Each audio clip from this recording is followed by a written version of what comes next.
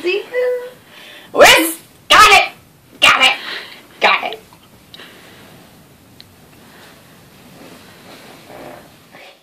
What are we talking about? Lev. Oh! Levy. Lev Vgytosky. Vgytosky. He was born in 1896. That was a long time ago. He was from Russia. The Olympics were just there. I wonder if he knows Putin. Do you know that he didn't start studying psychology until 1924? He studied in Moscow. Moo. Moo. That's all. Hey Jenny, did you know Vgytosky died in 1934? He's dead? Oh! Oh! Why? Why?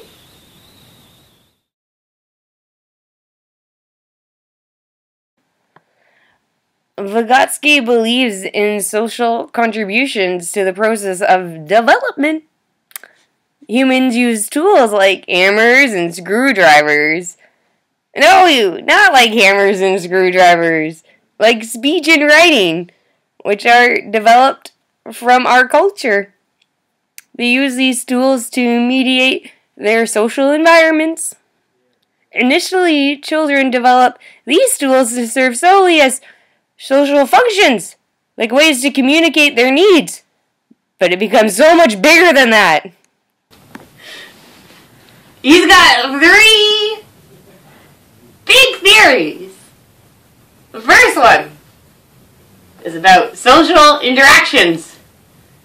The second is about the more knowledgeable other. And the third, the big one, is about the zone of proximal development? Yes. Social interaction. Vgytosky said that every function in the child's cultural development appears twice.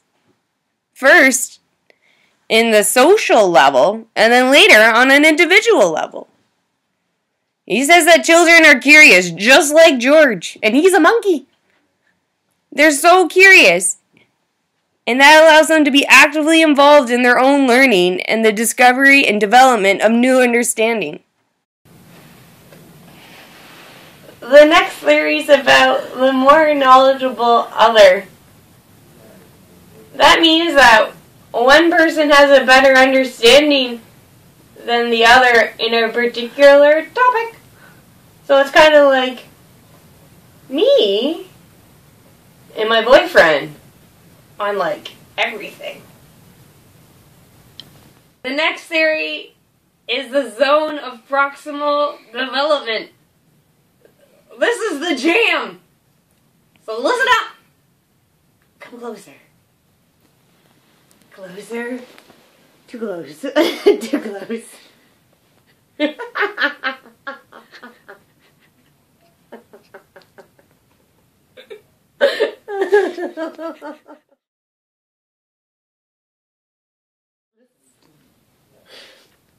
So the zone of proximal development relates to the difference between what a child can achieve independently and what a child can achieve with guidance and encouragement from a skilled partner. Guys, this is when the learning happens. If there was a rap battle between 2 theorists, it would be Vgytosky versus Piaget. Piaget. Good job. Okay. Vgytosky would argue that there should be more emphasis on the culture affecting and shaping our cognitive development, where Piaget develops the view of universal stages and content of development. Vgytosky would say to Piaget, "We need to place considerable more emphasis on social factors contributing to cognitive development." Piaget. Piaget would say, that isn't relevant. Vygotsky would place more emphasis on the role of language in cognitive development. Piaget, he doesn't look at it at all. He thinks, ain't nobody got time for that. In the classroom, this guy would want you to have your students work with peer instruction, collaboration, and in small groups. The environment of the classroom is to promote and encourage students to interact and collaborate. Out of line.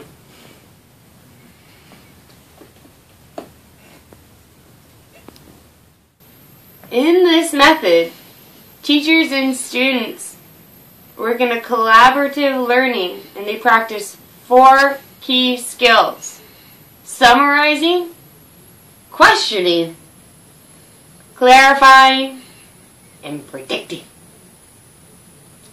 The teacher's role in the learning process is supposed to slowly reduce.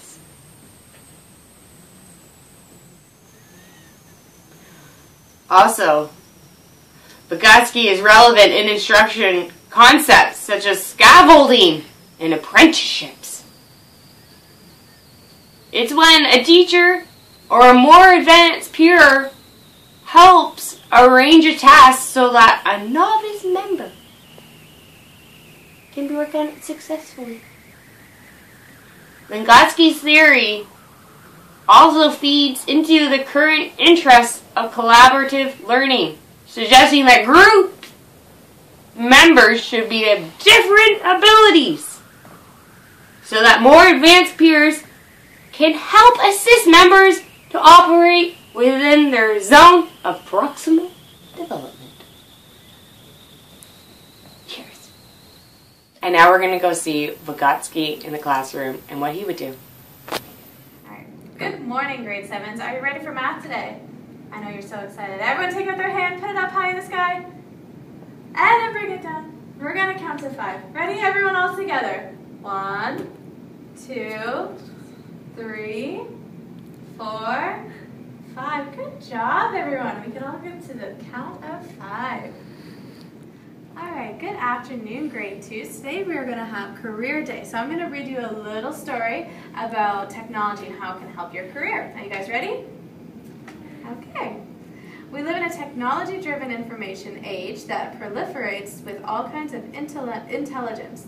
The technology has so radically shifted the landscape that we no longer know what skills our students will need to adapt to an uncertain world and for jobs that don't even exist yet.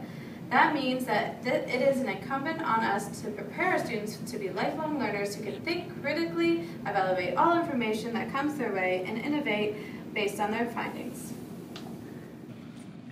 I wonder what Vygotosky would say. Tasks that are set for the child need to be pitched at the right level. Tasks that are too difficult are outside the child's zone of proximal development, and regardless of the amount of help in the form of scaffolding, the gap cannot be bridged. If the task is too easy, the child will not be motivated.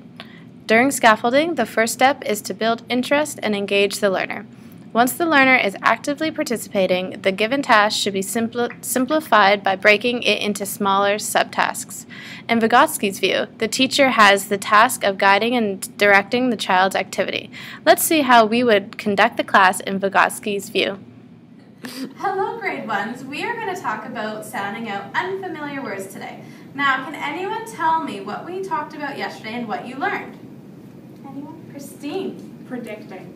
Predicting. Excellent. So by looking at the pictures in a book, you can see maybe what the words would be, how it would match. So today, we're going to take a look at this word here, and we're going to take a look. Now, if I underline this, how does this help you? What are each one of these? Anybody?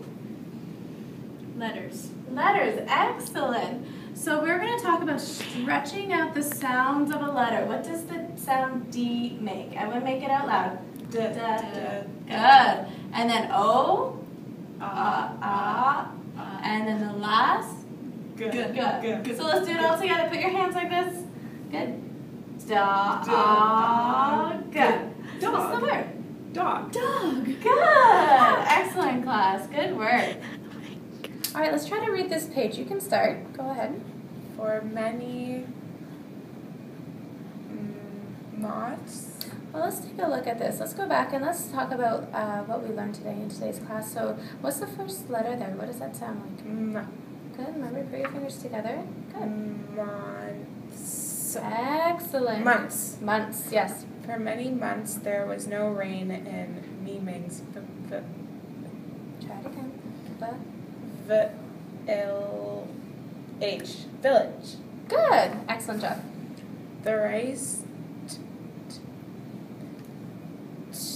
turned brown. The tall green stalks